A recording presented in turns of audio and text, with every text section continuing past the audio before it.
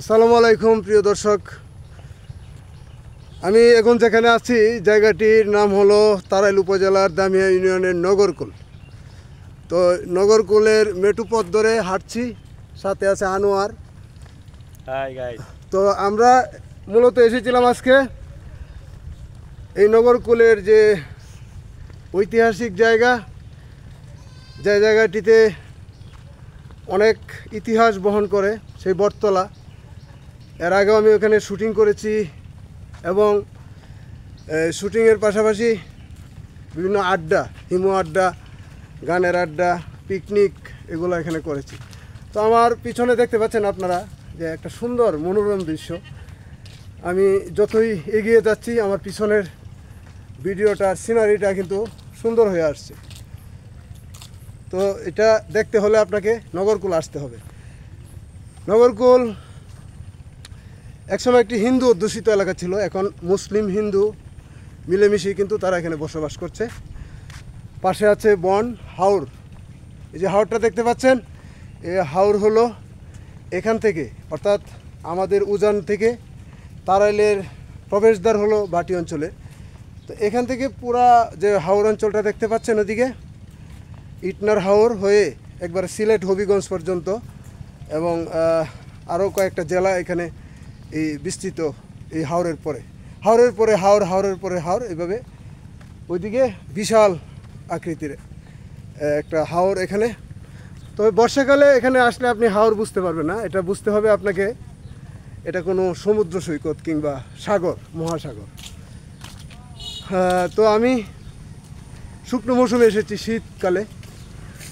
এটা মার্চ মাস, স্বাধীনতার মাস।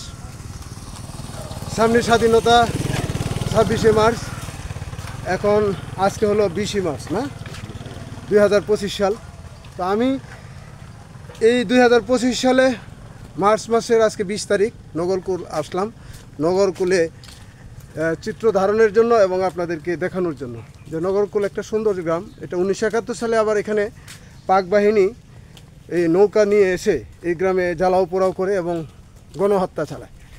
সেই গণহত্যার নিদর্শন এখানে আছে। অনেক শহীদ পরিবার আছে, অনেক নারী এখানে বীরাঙ্গনা হয়েছে, গ্রাম ছেড়ে চলে গেছে, অনেক নারী বিধবা হয়েছে, অনেক যুবতী নারীকে দর্শন করে এই হাওরেই নদীতে ফেলে দেওয়া হয়েছে। এরকম ঘটনা ঘটেছে।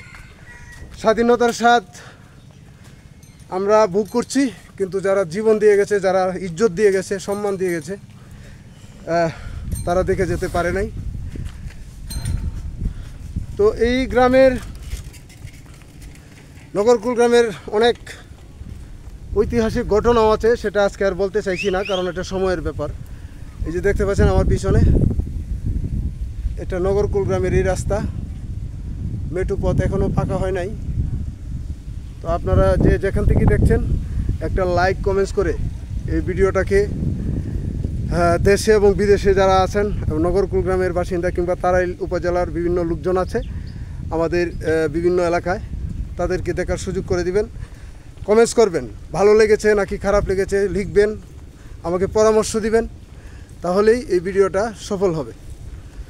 তো আমরা একটি ঐতিহাসিক জায়গা এসে এখন এখান থেকে আমরা যাব আরেকটি জায়গায়, সেখানেও আপনাদের সাথে আমরা কথা বলবো। তো নগরকুল থেকে এখন আমি বিদায় নিব। এখানে পরিত্যক্ত একটা জমিদার বাড়িও ছিল, সেটা আছে কিনা জানি না, এটা জঙ্গলের ভিতরে আছে। তো হাওর বেষ্টিত এই গ্রামটি, খুব একটা ধনাঢ্য মানুষ এখানে নাই। এই গ্রামের মানুষ বেশিরভাগই গরিব, দরিদ্র শ্রেণীর। তবে হিন্দু মুসলমান মিলে এখানে সুন্দরভাবে তারা সম্প্রীতি বজায় রেখেছে। এখানকার মানুষ অত্যন্ত সহজ সরল এবং তারা খুবই ভালো মনের অধিকারী। এই তারাই থেকে প্রায় 3 কিলোমিটার দূরে এই গ্রামটি, আপনারা এসে ঘুরে যেতে পারেন। আমন্ত্রণ রইল। সবাই ভালো থাকবেন। আল্লাহ হাফেজ। সাদেকুর রহমান রতন, অ্যাডমিন তারাইল বিচিত্রা টিভি।